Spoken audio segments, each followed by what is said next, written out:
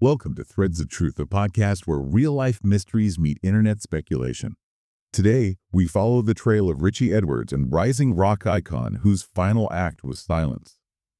What happens, you might ask, when a rock star, someone right on the brink of global fame, just vanishes into thin air, leaving behind only his profound and, let's be honest, often haunting words? Yeah, it's more than just a missing person case, isn't it? It's become this cultural enigma, something that's fascinated and frankly frustrated people for decades now. Exactly. We are talking about Richard James Edwards, born back on December 2010, 1967. He was the enigmatic lyricist and rhythm guitarist of the Welsh band Manic Street Preachers. And he really was a figure unlike any other in British music then, known for this incredibly sharp intellect, a really captivating dark presence. And those lyrics, razor sharp, poetic, often brutally bleak, but they just resonated so deeply with a whole generation. They absolutely did.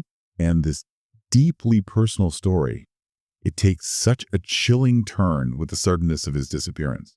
February 1st, 1995, right on the eve of what was supposed to be this pivotal promotional tour to the United States. And that enduring mystery, that's exactly what keeps us coming back to this case, isn't it? The core facts are just so stark. His car found near a known suicide spot. Right. But nobody ever recovered. So we want to go beyond just the superficial details, really explore how Richey's life, the sheer power of his art, and the profound silence of his disappearance, how it all challenges our understanding of fame, authenticity, mental health in that unforgiving public eye. It's like a narrative that transcends a simple police report. It really does. It's almost become a modern myth, still unfolding in some ways. Absolutely. So our mission today is pretty clear. We're going to meticulously unpack the documented timeline, those final crucial days. Then we'll critically examine the main theories, the ones fueled by, decades of relentless online speculation and that intense fan devotion. Which is a huge part of the story. It is. And finally, we'll consider what his vanishing really tells us about that intersection of art, identity, and maybe that enduring human craving for answers when faced with these enigmas. Let's really dive in. Yeah. Okay, so to really grasp the depths of this mystery, we probably need to understand the man himself first. Richard James Edwards. He was born into a working-class family in Blackwood, Wales. Right. And he wasn't just, another musician joining a band. He was this intellectual force. He went to Swansea University, got a degree in political history. You can really hear the lyrics, actually. Oh, absolutely. That background profoundly shaped his worldview and his art. He initially joined the Manics as a roadie, believe it or not. Oh, really? I didn't know that. Yeah, but his sharp mind and just his distinctive style quickly propelled him, became rhythm guitarist, and crucially, the band's main lyricist alongside Nicky Wire, the bassist. And he had such a striking look. The military fatigues, sometimes, other times quite glam outfits, that iconic dyed blonde hair. Definitely cultivated an image, rarely smiled in public, that air of intense introspection, maybe defiance. He was, as you sort of put it earlier, much more than just the rhythm guitarist. Yeah. People really saw him as the soul of the Manic Street Preachers. That's a common description, yeah. While James Dean Bradfield, the singer, had that melodic brilliance and Nicky Wire, the sort of flamboyant stage presence, Richey was the architect of their lyrical world. He crafted these intense, poetic, often incredibly bleak words that really set the band apart. Yeah. Tackling subjects most bands wouldn't touch. Prostitution, consumerism, fascism, mental illness. All with this unflinching honesty that was just so rare in mainstream music at the time. And what's fascinating is that stark contrast between his fiercely intellectual, sometimes confrontational public image. Right, challenging journalists, audiences. Exactly. That image versus the very real inner battles he was fighting, mostly privately. For many people, his lyrics weren't just poetry. They felt like a direct window into that turmoil. It could be seen both ways, couldn't it? It left this lasting impression, a stark illustration of the depths of his internal world. It absolutely shocked the music world and forever tied his image to this confrontational vulnerability. And his last album before he disappeared, The Holy Bible, released in 1994. It really does serve as this almost chilling premonition of the turmoil inside him. Critically acclaimed, a masterpiece, really. That's so dark. Incredibly dark.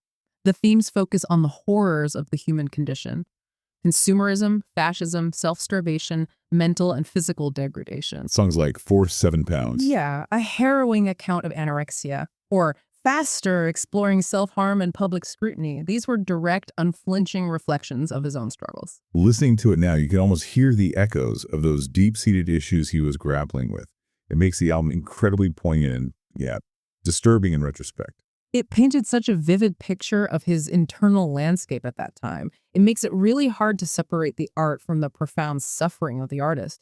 The sheer intensity of that album, well, it makes his disappearance feel, to some, like an inevitable tragic extension of its themes. Okay, let's meticulously trace his last known movements, focusing on the incredibly precise, but also frustratingly sparse details we actually have, starting with February 1st, 1995. Right. So Richey and his bandmate, James Dean Bradfield, they're scheduled to fly to the United States, a major promotional tour for the Holy Bible. And this wasn't just any tour, right? This was significant.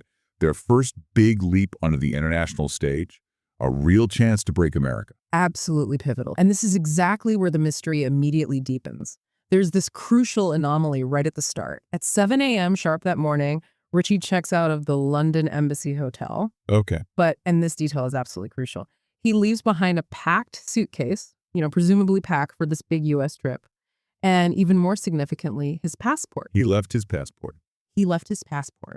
And that immediately raises the question that's plagued everyone. Why would someone about to go on an international tour leave behind the one document they absolutely need? It suggests either, a massive oversight, which seems unlikely. Highly unlikely. Or a very deliberate choice that casts doubt straight away on the idea he was just heading off for the U.S. tour as planned. So from London, he drives west, all the way to his apartment in Cardiff, Wales. He was last seen there by a band security guard, apparently. That's the report. And then just silence.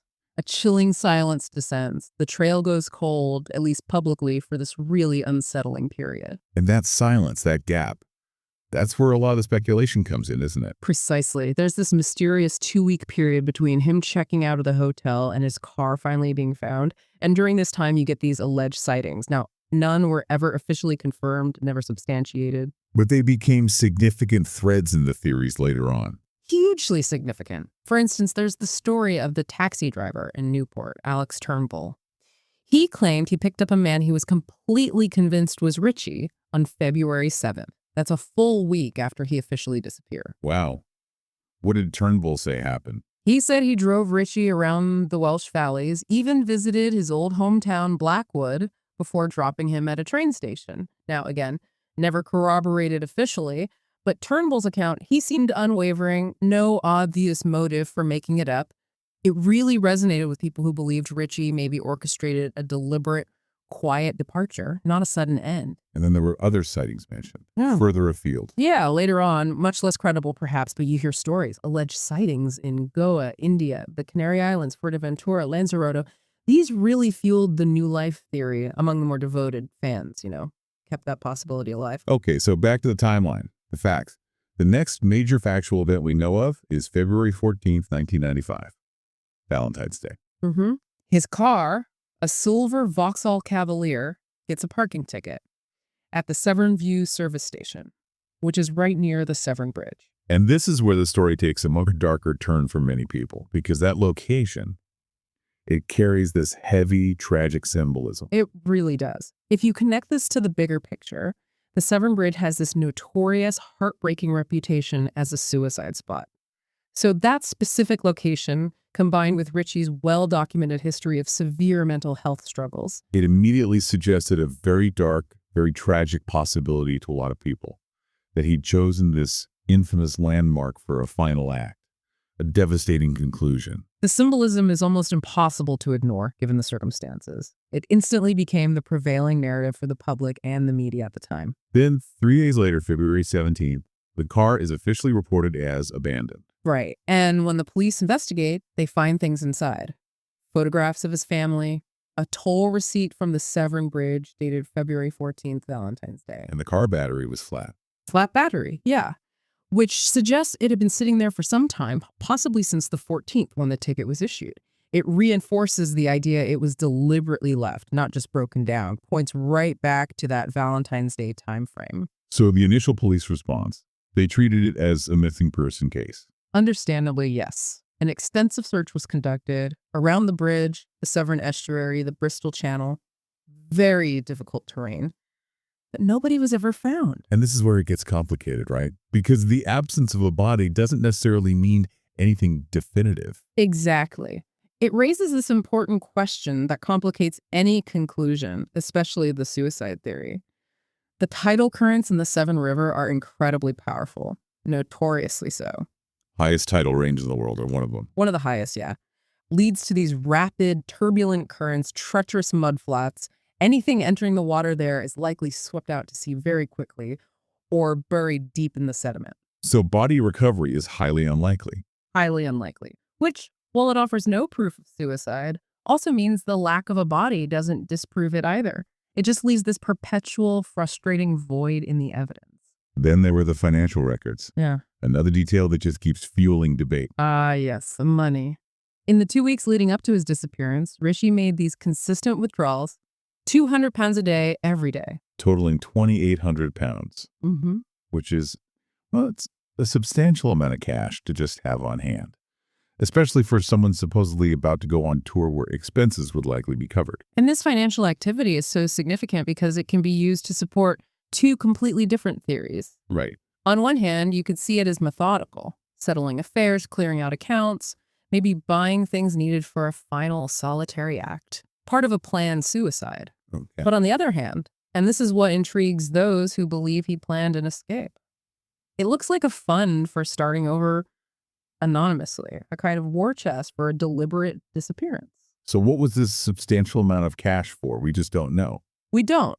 And its ambiguity is one of the most compelling parts of the whole puzzle. It stops any single theory from just taking over completely, keeps the mystery wide open. And for many, many years, Richey's family, especially his sister Rachel, they chose not to have him declared legally dead. They held on to hope he was still alive somewhere. A profoundly difficult position for them to be in, clinging to that possibility. It wasn't until November 2008, 13 years after he vanished, that a court order was finally granted, declaring him legally dead on or since February 1st, 1995. 13 years of limbo. Exactly. His sister Rachel described it precisely like that, living in limbo. And while the declaration provided some necessary administrative closure, managing his estate, finances, practical things, It didn't solve anything emotionally or factually. absolutely not. It was a practical step born out of necessity, a legal acknowledgement of his absence. But it offered zero answers to their core questions. What happened? Why? The profound ache of not knowing. That's a constant prison for them. The search, in many ways, still continues for them, despite the legal ruling. Okay, let's talk about the theories themselves. Most widely accepted one, certainly right after he disappeared, and still held by many today, is that Richey took his own life. Mm-hmm. The circumstances, for many, do seem to point quite clearly in that direction. The evidence supporting it is compelling, which is why it gained so much traction so quickly. You have his documented history, severe depression, self-harm, anorexia. Which had visibly weakened him by that point. Then there are the lyrics, the bleak, intensely introspective, often despairing themes on the Holy Bible. Many read those as a profound cry for help, or even a direct contemplation of mortality, of an exit. And of course, the location. The location, the poignant, very public location of his abandoned car near the Severn Bridge, that infamous suicide spot. This theory basically views all his final movements, the cash withdrawals, parking the car there, even leaving the passport, as elements of a carefully planned, deliberate act. A final performance, maybe, as some have put it. That's one interpretation, yeah. The final act of an artist consumed by his internal battles. It suggests a tragic, premeditated conclusion to a life defined by this intense struggle. But, and this is a big but, here's where it gets really intriguing, where we have to look beyond the most obvious, perhaps.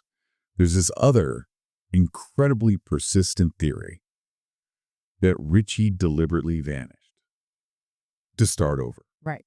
Seeking anonymity, a new life far away from the immense, maybe suffocating pressures of fame and that relentless public eye. And this theory is heavily fueled by those alleged sightings you mentioned earlier. It is, those unconfirmed sightings. ranging from the Newport taxi driver, Alex Turnbull, who was adamant he picked Richey up a week after he vanished. Which is a compelling story, even if unproven. It is compelling. And then you have the later, more sort of ephemeral alleged sightings much further away, Goa, Fuerteventura, Lanzarote. None confirmed, none led to finding him, obviously.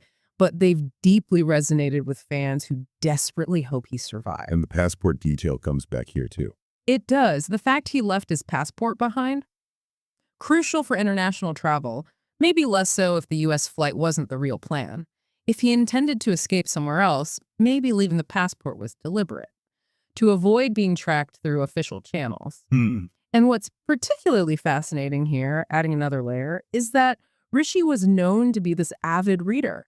He loved books about recluses like J.D. Salinger. The Catcher in the Rye author, famously private. Exactly. So that detail lends a certain weight to the idea that maybe a life of quiet anonymity, a deliberate withdrawal from the world, might have held some appeal for him, maybe long before he actually disappeared. So this recluse angle, it suggests he might have meticulously planned it all. To disappear, live under a new identity, maybe somewhere remote, low British population, avoid recognition. That's the thinking, And it's a very popular theory among his dedicated fan base. For some of them, it feels like a fitting, almost rebellious act. A final statement against the system that maybe suffocated him. Kind of, This perspective gives his disappearance a sense of agency. It transforms it from just a purely tragic outcome into potentially a deliberate, maybe even defiant choice. Which leads into another related idea, doesn't it? The creative exit theory. Expanding on that voluntary disappearance idea, some fans, particularly in online communities, propose his disappearance was his ultimate artistic statement, his final performance. So not just escaping fame, but making a statement by escaping. Exactly. A profound rejection of fame, media intrusion, the music industry itself that perhaps stifled him or worsened his struggles. For these people, his life and art were so deeply intertwined, so authentic, so raw. That vanishing was the ultimate expression. The ultimate, most dramatic expression of his rejection of the spotlight, the expectations, not just an escape, but a deliberate conceptual act of performance art in itself. A silent yet deafening commentary. Wow. And this theory, the creative exit one, that leads people to dissect everything, right? Symbolic clues in the lyrics, writings found in his hotel room. Oh, absolutely.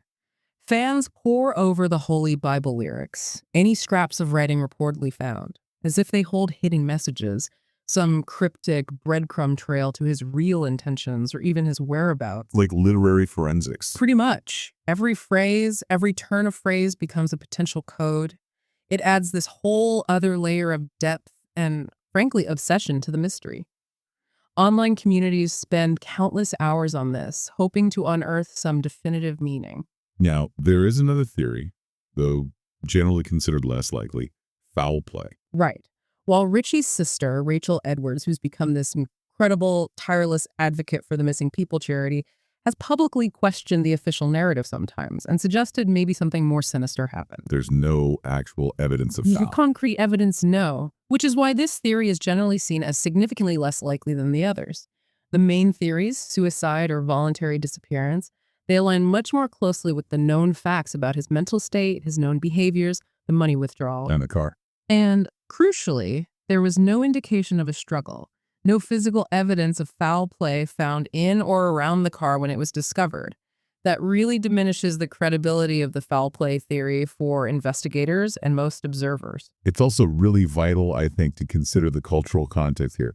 The 90s British tabloids. Oh, absolutely. That's a crucial piece of the puzzle. Many observers, biographers, cultural critics, they point to how mental health struggles back then were often, sensationalized, exploited for headlines. Rather than treated with nuance or empathy. Exactly. There wasn't the understanding or the language we hopefully have more of today. And the sensationalism, it probably contributed to a public narrative around Richey that lacked depth, maybe reduced his complex internal battles to just fodder for entertainment or this kind of tragic romanticism. It certainly didn't create a supportive environment for someone struggling so profoundly. Not at all. So Richey's story, it really seems to illuminate that timeless, often brutal battle between the public persona fame demands and an artist's deep need for authenticity. Profoundly so. He was this deeply public figure who often seemed to crave privacy. His art was so raw, so personal, it may well have consumed him in the end. And that stark honesty, especially in the lyrics, it resonated so deeply with listeners who felt understood by his willingness to expose his pain, his vulnerability. So his disappearance becomes this potent symbol of that very struggle. I think so. A powerful, though tragic, commentary on the intense pressures of artistic life in the public eye, where those boundaries between the performer and the person can tragically blur or even just disappear altogether. In his disappearance, it became just inextricably woven into the Manic Street Preachers' own story, their mythos. Indelibly so. It's part of their identity now. On one hand, it honors his memory, keeps him present in their narrative, their ongoing work. But on the other hand, it immensely complicates the search for any definitive truth. He's not just a missing person in their history. He's part of the band's continuing narrative. A silent, powerful presence that has absolutely shaped their subsequent albums, their whole legacy. They carried on, obviously, but they never truly moved on from his absence. It left this profound void that fans feel too. Which raises that really interesting, relevant question you touched on. What does it even mean for an artist to disappear, emotionally or physically, in today's hypervisible world? Right. In 1995, media was pervasive, sure. Newspapers, TV, radio, but it's nothing compared to today's ubiquitous digital presence. Global social media, constant tracking, surveillance. Is it truly possible for someone as famous, as recognizable as Richey Edwards was then, to just vanish forever without a trace now? It feels much harder to imagine, doesn't it? His case happened right on the cusp of the internet age. It acts as this fascinating bridge between eras of information. Makes you wonder how such a mystery would unfold, or maybe how quickly it would unravel today. That's a great point. And maybe that's why his case got such unique traction online, even early on. Possibly. The Richey Edwards deep dive is actually one of the earliest examples of a cold case finding a massive audience online, being debated on the burgeoning internet. Early web forums, Usenet groups, back in the late 90s. Exactly. All the way through to modern platforms, Reddit, YouTube, TikTok. Online communities are still dissecting information, revisiting clues, and importantly, celebrating his writing. So the internet has become the main keeper of his mystery. In many ways, yes. A digital repository of speculation, tribute, and this ongoing collective search for understanding. It's quite remarkable how the very absence of definitive answers has only cemented his online presence. His disappearance also inevitably brings up that whole romanticization of the tortured artist. Oh, definitely. A narrative that was particularly prevalent, almost celebrated within 90s alt-rock and post-punk culture. There's this tendency to mythologize artists who grapple with profound mental health struggles. Sometimes at the expense of understanding the reality, the actual pain. Exactly. Richey's case is a perfect illustration. For some, his vanishing elevated him to this mythical, almost poetic status, which ironically can obscure the very real agonizing struggle with depression, self-harm, anorexia that consumed him. That tortured artist narrative often prioritizes the art of suffering over the urgent need for empathy, understanding, intervention. Richey's story is a stark warning against that. And the internet's role in just perpetuating that myth, keeping the mystery alive, Yeah. it's undeniable. Absolutely. He remains this cult figure. His story keeps getting revisited, debated. It cements his status as an enigma, not just a missing person. It's this curious feedback loop. The mystery feeds the legend, and the legend ensures the mystery endures. Keeps Richey Edwards a subject of endless fascination. Ultimately, though, beyond all the theories, the cultural analysis, his story is just such a poignant reminder of the enduring pain for a family left in that state of limbo. That legal declaration of death in 2008, it was a necessary pragmatic step for the family, allowed them to manage affairs, gain some administrative closure. But as his sister Rachel consistently confirms, it absolutely does not mean they've stopped searching for answers, or even for him. It allows the practicalities of life to move forward. But the emotional truth remains elusive. That profound ache of not knowing is just a constant presence for them, a wound that maybe never fully heals. So the central lingering question isn't just what happened to him, but maybe why. Did his profound art and that deep inner turmoil, did it truly lead to this final enigmatic act? We just don't know. So what does this all mean for us? The disappearance of Richey Edwards remains this tragic, haunting footnote in the history of rock and roll. He was a man who was a poet, an icon, but who may have been battling a darkness that the public, maybe even those closest to him, could never fully grasp. His legacy lives on vibrantly in his music. His words still resonate with new generations. But the ultimate truth of what happened on that cold February morning remains a profound mystery. Was he ultimately consumed by his demons, by the relentless spotlight? Or did he somehow, against all the odds, finally find the peace he was looking for? Somewhere off the grid, far from the pressures of fame. We're just left to wonder, was Richey Edwards a lost soul? A runaway artist who successfully found a new life? Or something else entirely? What do you think happened to Richey Edwards? Was it suicide, or did he meticulously plan to disappear and start over? Thank you for joining us for this exploration. Don't forget to like, subscribe, and leave a review for Threads of Truth wherever you listen. Your support helps us continue to shed light on these unsolved cases and search for the truth, one thread at a time. Next, we examine the eerie 2004 disappearance of Brianna Maitland, a high schooler whose car was found smashed into a farmhouse wall, but she was gone without a trace.